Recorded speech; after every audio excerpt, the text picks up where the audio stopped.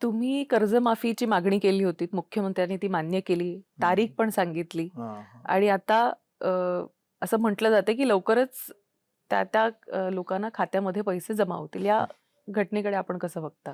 आता काय झालंय, तरतूद झाली 20,000 कोटीची.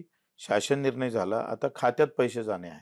हं. आता शेतकऱ्याला भेटणार काय? तर बिलकुल भेटणार नाही. फक्त बोजा कमी होणार आहे.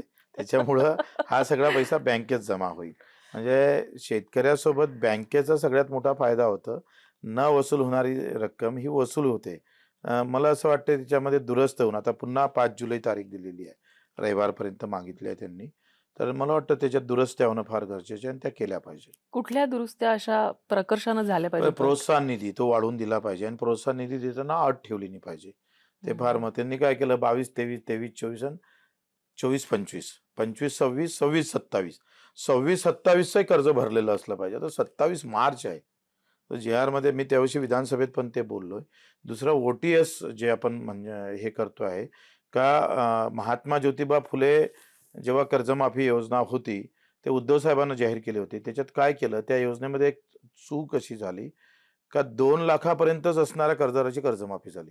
हं. 2,10,000 असन, 2,05,000 असन, ती कर्जमाफी तो शेतकरी आला नाही. त्या शेतकऱ्याला 50,000च आपण आता देणार आहोत. ते सरसकट त्यांना 2,00,000 दिले पाहिजे.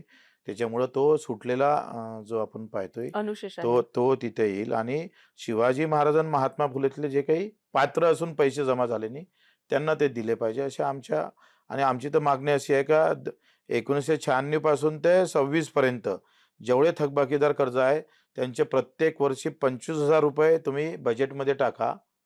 असे 75,000 कोटी दिले का महाराष्ट्रात एकही कर्जबाजारी शेतकरी राहत नाही. 75,000 कोटीची व्यवस्था करून ठेवावी.